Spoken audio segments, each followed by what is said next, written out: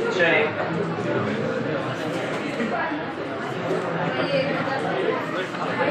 Question बेटा, question 10 तक करके आने को कहा था ना मैंने, कर लिया?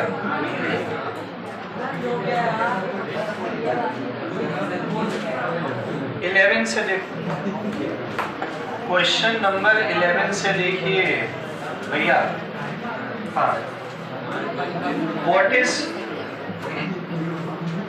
is the resistance under normal working condition of a lamp 240 volt 60 what?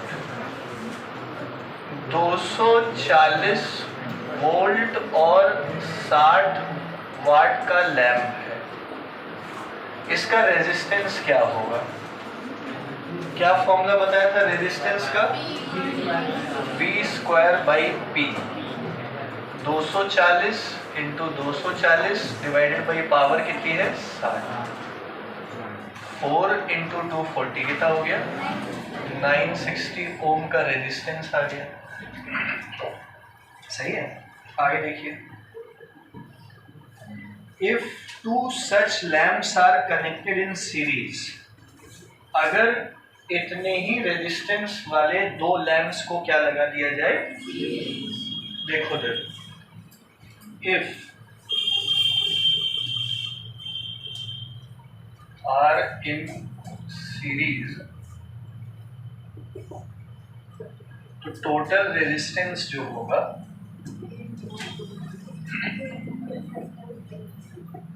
वो 960 प्लस 960 दैट इज 8920 ओम हो जाएगा।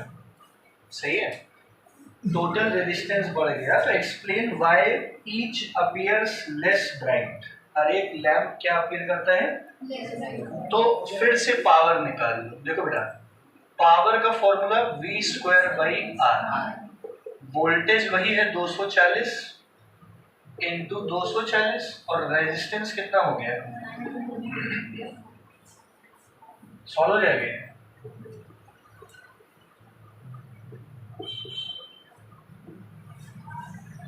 तो जो अकेला रेजिस्टेंस था पहले, ऋषि उठिए बेटा, 60 वॉट की पावर पे रेजिस्टेंस था 960, मतलब जब रेजिस्टेंस 960 था तो पावर थी 60। रेजिस्टेंस जो है, दो रेजिस्टर्स को सीरीज में लगा देने से टोटल रेजिस्टेंस कितनी हो गई? रेजिस्टेंस के डबल होने की वजह से देखो पावर कंज्यूम क्या हो गई?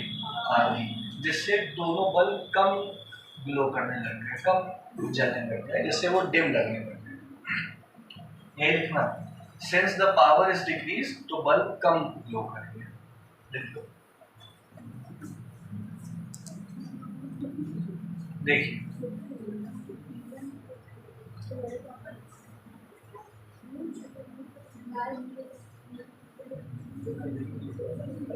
क्वेश्चन नंबर 12 बेटा, 12 देखो, बातें मत। Two bulbs are rated 60 watt 220 volt and 60 watt 110 volt. Bulb 1, bulb 2। Bulb 1 में लिखा है 60 वाट 220 वोल्ट 110 वोल्ट। सही है, ये दो बल्ब हैं, दोनों का रेजिस्टेंस रेशियो पता करना है। इसका रेजिस्टेंस और उसके रेजिस्टेंस का क्या पता करना है? ठीक है, तो रेजिस्टेंस का फॉर्मूला अप्लाई करें। निश्चल ध्यान दो बेटा, R1 का फॉर्मूला V1²/P1, R2 का फॉर्मूला V2²/P2। तो V1 की जगह क्या लिखोगे? 220 का स्क्वायर, और P1 की जगह V2² 110 का स्क्वायर, और P2 कितना हो गया?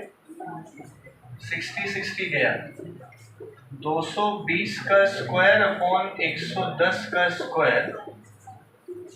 खोलने की जरूरत नहीं है पूरा, इसको 220 बाई 110 का क्या कर दो? होल स्क्वायर, तो ये 2/1 का होल स्क्वायर होके 4:1 हो जाएगा। आ गया समझ में? फॉर्मूले जरूर याद रखिए। हाँ बेटा, क्वेश्चन नंबर 13 थोड़ा सा शांत करो तो खत्म करें ना इसको। क्वेश्चन 13 देखिए।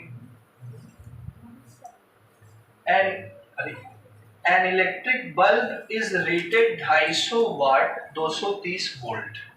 इलेक्ट्रिक बल्ब है 250 वाट का और 230 वोल्ट का, मतलब बल्ब की पावर 250 है और वोल्टेज 230 है। ठीक है। Calculate the electrical energy consumed in 1 hour. 1 घंटे में कितनी एनर्जी उसने कंज्यूम की होगी? तो 1 घंटे का मतलब कितने सेकंड हो गए? 3600। एक काम करते हैं ना, किलो वॉट आवर में निकालते हैं, फिर चेंज कर देंगे अपने हिसाब से। आइए देखिए, हमने आपको बताया है एनर्जी का formula power into time. Power कितनी दी है? टाइम कितना घंटा है? 1 आवर। देखो, पावर वाट में ली है और टाइम आवर में लिया है, तो ये 250 इंटू 250 वाट आवर आएगा। बात समझ आ रही है? 250 वाट आवर को अगर 1000 से डिवाइड कर दोगे तो किस में चेंज हो जाएगा? 0.25 किलो वाट आवर। ये एनर्जी आ गई, ये किलो वाट आवर में आई है। ठीक है ना? अब इसको किस में चेंज करेंगे? जूल। तो इन जूल। एक आदित्य, वो आदित्य 1 किलो वाट आवर में कितने जूल? नहीं याद करके आए? 3.6 इंटू 10 की पावर 6। आदित्य बस इतना किया करो बेटा, जो पढ़ा है उसको पढ़ा इतना ही तो करना रहता है केवल, है कि नहीं? इसको जो है देखो बेटा, अगर 1 किलो वाट आवर में इतनी एनर्जी है तो 0.25 किलो वाट आवर में कितनी एनर्जी होगी? तो energy will be 0.25 into 3.6 into 10 की पावर 6, 0.9 इंटू 10 की पावर, इसको इससे मल्टीप्लाई करोगे 0.9 आएगा। और 0.9 इंटू 10 की पावर 6 कहो या फिर 9 इंटू 10 की पावर 5, वो आपकी मर्जी, आप जहाँ छोड़ना चाहें छोड़िए। ठीक है। फिर देखो बेटा, इसका सेकंड पार्ट क्या कहता है? सेकंड पार्ट कहता है the time in which the bulb will consume 1 kilowatt hour energy. नजरे बोर्ड पे रखो, नजरे। लॉजिकली बताइए, अंशुमन देखिए बेटा, 1 घंटे में कितनी एनर्जी कंज्यूम हो रही है? 0.25। तो 1 किलोवाट कंज्यूम करने में कितने घंटे लगेंगे? 4। 1 घंटे में कंज्यूम्स 0.25 किलोवाट आवर बिजली, तो 1 किलोवाट आवर कंज्यूम करने में कितने घंटे लगेंगे? 4 घंटे। तो time taken will be 4 hour. बोलो आया कि नहीं आया समझ? कर लो।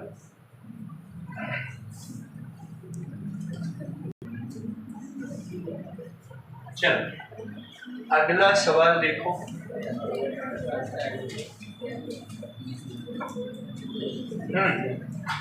क्वेश्चन 14 देखिए बेटा। 3 हीटर्स ईच रेटेड 250 वाट 100 वोल्ट। देखो भैया, 3 हीटर हैं, हीटर 1 हीटर 2 और हीटर 3। हर एक हीटर की 250 वाट पावर है और 100 वोल्ट पे काम कर रहा है। ठीक है, हर एक heater connected to a supply of 100 volt. इसको जो है 100 वोल्ट की सप्लाई दी जा रही है। तो ऑब्वियस सी बात है, क्योंकि तीनों किसमें है? पैरेलल में, तो क्या सेम जाएगा? तीनों में ही 100 वोल्ट जाएगा। Calculate the total current taken from the supply. हमें निकालना है टोटल करंट जो यहाँ से निकला होगा। आप लोग देखो, ये बेटा 100 वोल्ट है, वोल्टेज तो सब में सेम गया होगा, लेकिन करंट तीनों में बटा होगा ना। देखो यहाँ से जो करंट निकला होगा I, वो करंट यहाँ गया होगा I1, यहाँ गया होगा I2, यहाँ गया होगा। तो हर एक पे कितना करंट गया है वो अगर हम निकाल के जोड़ दें तीनों को तो टोटल करंट आ जाएगा। नहीं समझ पाए? तो current drawn by heater 1, current drawn by heater 1, ये पावर का फॉर्मूला P = VI। पावर की जगह 250, V की जगह ये 2.5 एम्पेयर का क्या आ गया, आया समझ में? मतलब ये वाला हीटर 2.5 एम्पेयर का करंट झेल रहा है, मतलब ले रहा है। ये भी कितना लेगा, ये भी कितना लेगा, तीनों 2.5 लेंगे क्योंकि तीनों इसी पे काम कर रहे हैं। तो टोटल करंट कितना होगा, 2.5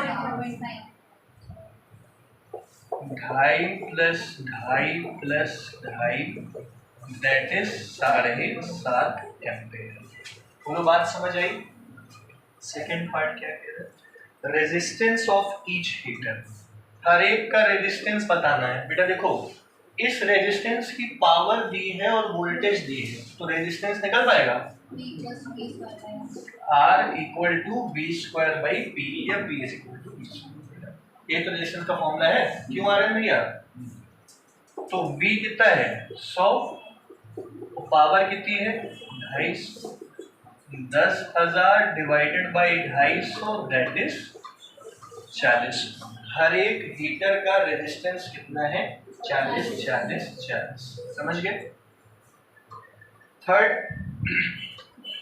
energy supplied to the 3 heaters in 5 घंटे। देखो बेटा, एनर्जी सप्लाइड इन 5 घंटे, पहले तो टाइम दिया है 5 घंटे। हर एक, सुन रहे हो ना, हर एक हीटर कितनी एनर्जी कंज्यूम करेगा वो निकाल के 3 से मल्टीप्लाई कर देंगे। तो पहले निकालो energy consumed by each heater. Energy का formula power into time, correct है। पावर कितनी है 250 वाट में है और टाइम कितना है, तो 250 × 5 दैट इज 1250 वाट। ये वाट में आएगा, ऐसा सुन रही ना बेटा? 1250 वाट का मतलब कितने किलोवाट, 1000 से डिवाइड कर दो, 1.25 किलोवाट आवर। किलोवाट आवर में आ गया 1.25। अदर समझ गए? अब ये तो एक हीटर का है, तो तीनों कैसे निकाल दोगे? तो total energy consumed by all the 3 heaters will be into 3 that is 3.75 kilowatt. और अगर बिजली की कॉस्ट दी होती तो कॉस्ट से इसको मल्टीप्लाई करके बिल आ जाता, बिजली का बिल कितना है।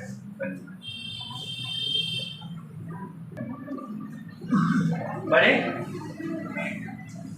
चलो बेटा जल्दी जल्दी करो, भी बहुत क्वेश्चन बचे हैं।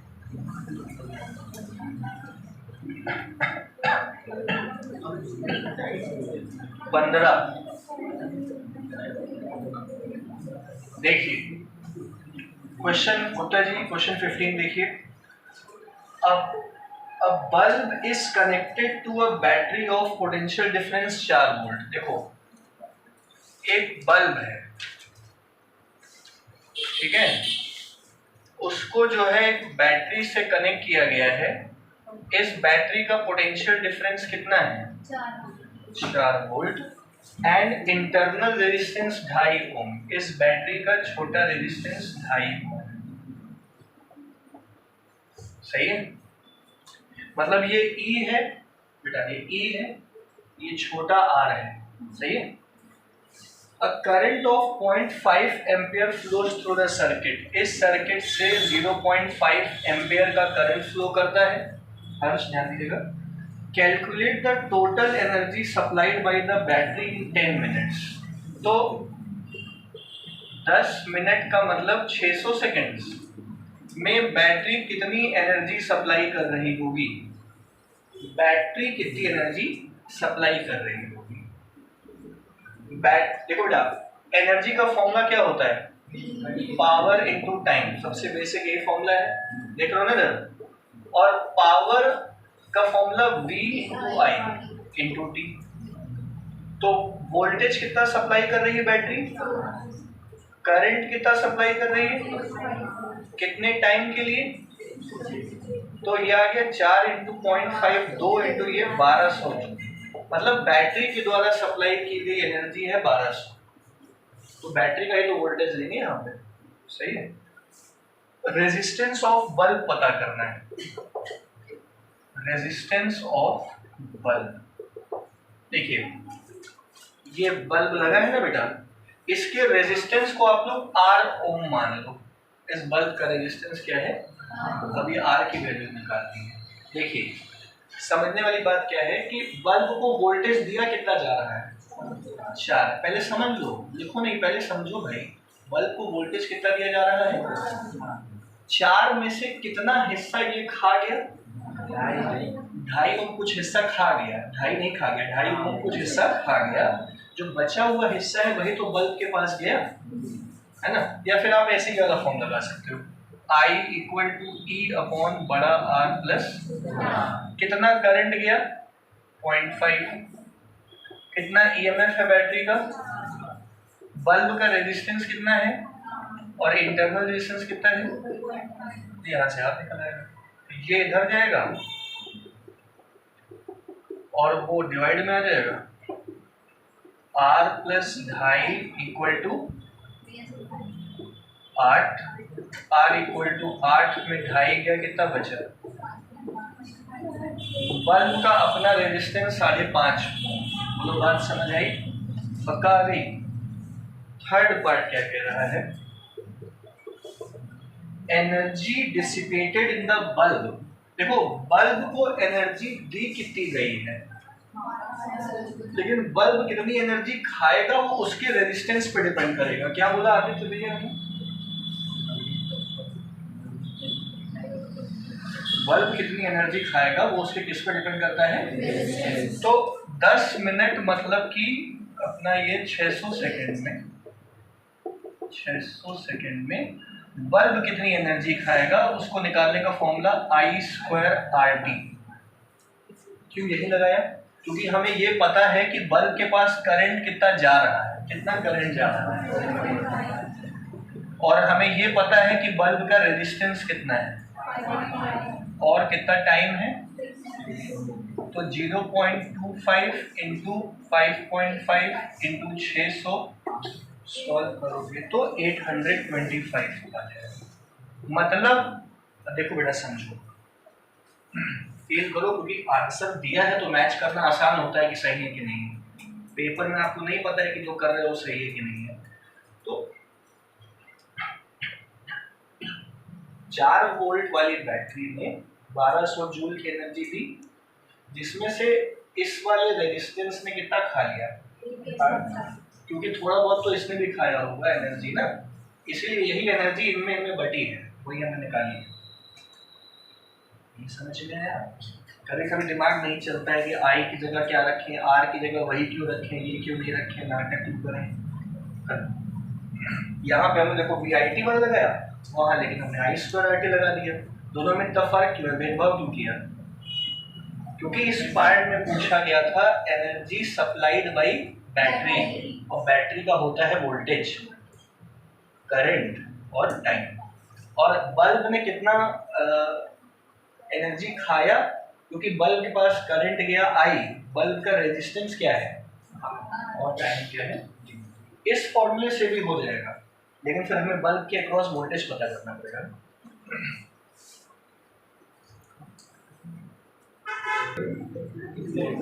चलो सभी लोग क्वेश्चन नंबर 16 देखिएगा। 16 देखिए, हर्ष देखो, two resistors A and B of resistance 4 ohm and 6 ohm are connected in parallel. दो रेजिस्टर्स हैं, एक 4 ओम का है, एक 6 ओम का है, दोनों को आपस में पैरेलल लगाया गया है। सही है। The combination is connected to a 6 volt battery of internal resistance negligible. ये है 6 वोल्ट की बैटरी और इसका इंटरनल रेजिस्टेंस क्या है? ये ईएमएफ है। अब आप लोग को एक बात समझ आ गई होगी हमें बोलने से ही, अरे भैया आ रहे हैं कि ये जो 6 वोल्ट बैटरी वोल्टेज दे रही है उसको इंटरनल रेजिस्टेंस कुछ खाएगा ही नहीं, क्योंकि इंटरनल रेजिस्टेंस है ही। तो यही 6 वोल्ट इस पे जाएगा, यही 6 वोल्ट, क्योंकि दोनों आपस में क्या है, समझे भैया। अगर मान लो यहाँ इंटरनल होता तो V equals to E minus I R से पहले ये पता करते कि ये कितना खाया, तो बचा हुआ इनमें मिल जाता, लेकिन फिलहाल ऐसी कोई समस्या नहीं समझ पाए। फिर देखो, calculate the power supplied by battery. बेटा बैटरी ने कितनी पावर सप्लाई की, तो पहले इक्विवेलेंट रेजिस्टेंस निकाल लो। Equivalent resistance 1 by R will be 1 by R1 plus 1 by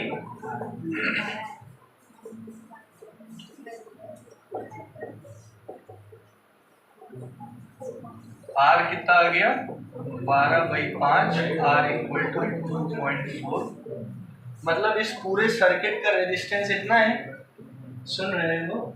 तो power supplied by battery, power supplied by battery, power का क्या फॉर्मूला होता है, V² बाई वोल्टेज बैटरी का कितना है और पूरे सर्किट का रेजिस्टेंस कितना है, ये आ जाएगा सॉल्व करने पे 15 वाट। मतलब बैटरी ने अपनी तरफ से भैया 15 वाट दे दिया, लेकिन ये टोटल रेजिस्टेंस के हिसाब से इसके पास कुछ जाएगा, इसके पास कुछ जाएगा, 15 में से कुछ हिस्सा इसके पास जाएगा, 15 में से कुछ हिस्सा, अब कितना कितना किसके किसके पास जाएगा वो सेकंड पार्ट में देखते हैं। Power consumed by resistance R1, हाँ बोलो कौन है, हाँ बोलो बहन, समझ नहीं आया, समझ लो बेटा फिर से। ये और ये आपस में क्या है आ रहे हैं, पैरेलल। पैरेलल के इक्विवेलेंट का formula 1/R equal 1/R1 plus 1/R2। इसको सॉल्व करके हमने R निकाल दिया, समझ गए। फिर पावर बैटरी ने कितनी सप्लाई की, तो पावर का फॉर्मूला 20, पावर के 3 फॉर्मूले हैं, V इंटू आई कर सकते हो, आई दिया नहीं, I² R कर सकते हो, आई दिया नहीं, V²/R कर सकते हो, दोनों दिए, इसलिए हमने क्या कर दिया, V²/R। अब ये 15 टोटल के पास दिया है ना, इसके पास कुछ जाएगा, इसके पास कुछ जाएगा, अब इंडिविजुअल पावर पता करेंगे। तो निकाल लो, आई निकाल के करोगे तो I²R लगाना, कोई दिक्कत थोड़ी है, समझ गए। हाँ भैया इसके बाद अब भैया R1 इसके अक्रॉस कितना पावर जाएगी, तो पावर का फॉर्मूला क्या होता है, V²/, तो अगर रेजिस्टेंस R1 के इस अक्रॉस निकाल लिए तो पावर कितनी होगी, वोल्टेज तो इस पे भी 6 ही होगा, 6 इंटू 6 और इसका रेजिस्टेंस है कितना, 6 छंग 36, 36/4 9 वाट। 15 में से 9 वाट इसके पास गया, तो बचा हुआ 6 वाट किसके पास गया होगा, तो P2 भी लगे हाथ निकाल लो। P2 will be equal to V²/R2, 6 छंग 36/6 कितना आ गया, 6 आया समझ।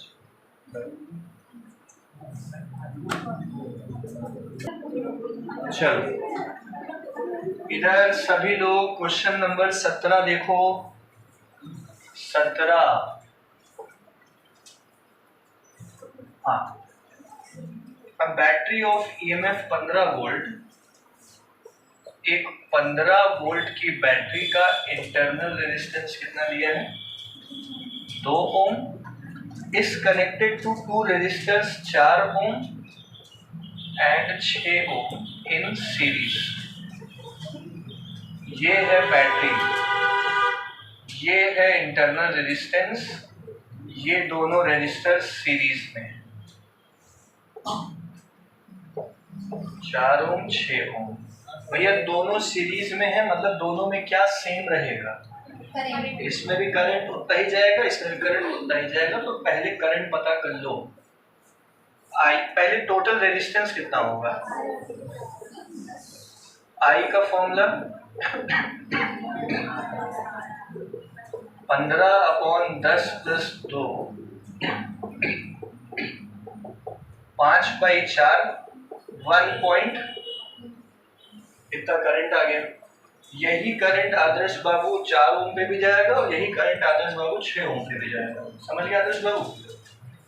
आगे क्या कह रहा है, find the energy spent per minute in 6 ohm resistor. 6 ohm वाले रजिस्टर कितना एनर्जी खाएगा हर मिनट? तो टाइम दिया है 1 मिनट, मतलब कितने सेकेंड, 60 सेकेंड। एनर्जी ये कितना खाएगा? तो एनर्जी का फॉर्मूला क्या क्या होता है, I²RT लगाओ। क्यों लगाओगे I²RT? क्योंकि I 1.25 है, रेजिस्टेंस इसके अक्रॉस कितना है, टाइम कितना है, इसको सॉल्व करोगे तो 562.5।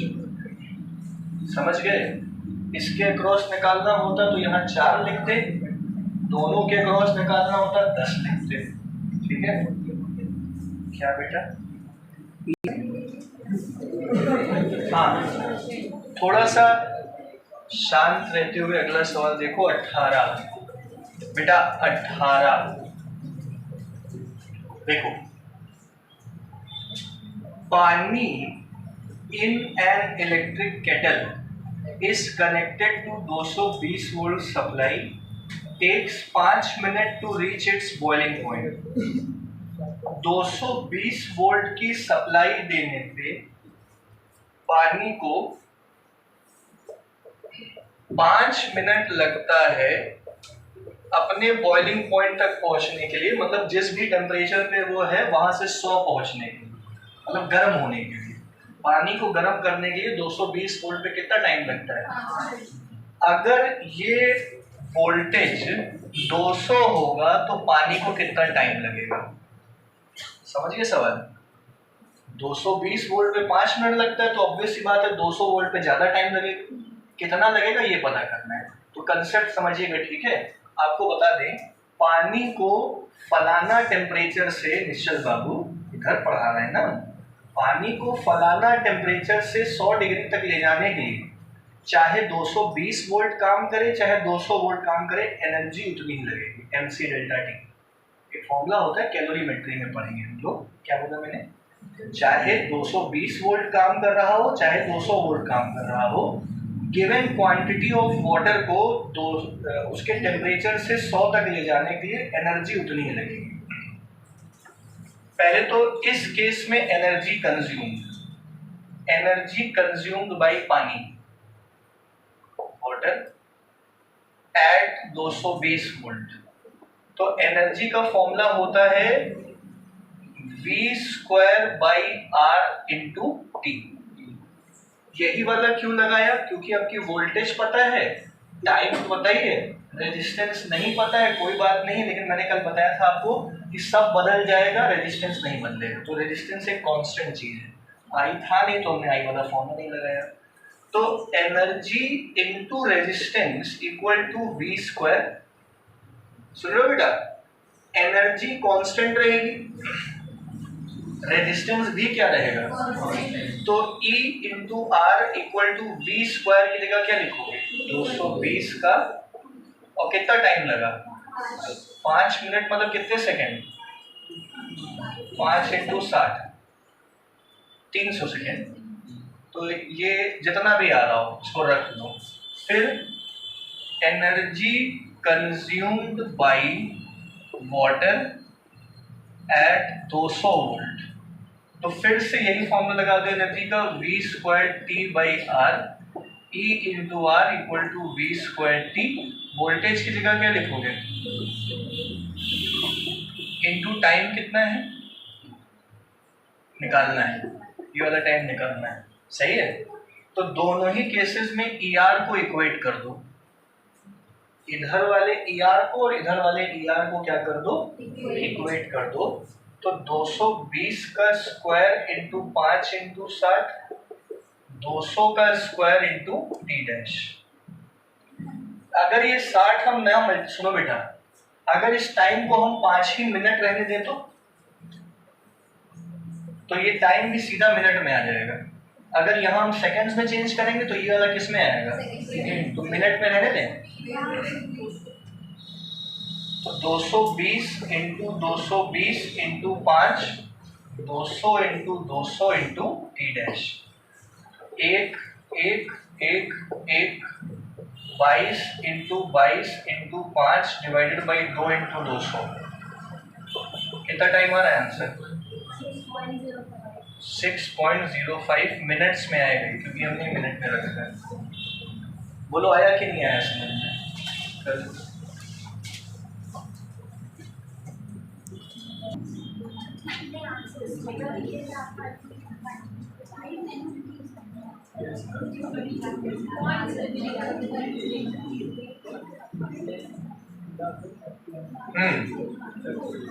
जरा भैया लोगों ये आखिरी वाला सवाल देखो, 21वां। एक गीजर 1500 वाट और 250 वोल्ट पे चलता है, गीजर 1500 वाट और 250 वोल्ट पे चलता है, तो बताइए कि करंट कितना होगा गीजर में। P equal to VI, 1500 equal to 250 I, current कितना आ गया 6 एम्पेयर। दूसरा है एनर्जी कंज्यूम्ड इन 50 घंटे, कि गीजर जो है 50 घंटे में कितनी एनर्जी कंज्यूम करेगा। सुन रहे हो, एनर्जी का formula power into time, power कितना है और टाइम कितना है, 15 पचे 75 के आगे 1 2 3 वाट आवर में आएगा भैया। वाट आवर समझ आया माही बेटा, इधर देख लीजिए, 1500 वाट और टाइम आवर में है, तो किस में आ गया वाट। वाट आवर 75,000 है, तो 75 किलो वाट आवर होगा, 1000 से डिवाइड कर, सही है। आखिरी पार्ट कह रहा है पैसा कितना लगेगा, कॉस्ट। कॉस्ट ऑफ एनर्जी निकालने के लिए इसको जो है पैसे से मल्टीप्लाई कर दो, कितने रुपए दिए, 4 रुपए 20 पैसा, इससे मल्टीप्लाई कर दो, आंसर आ जाएगा 315। समझ गए।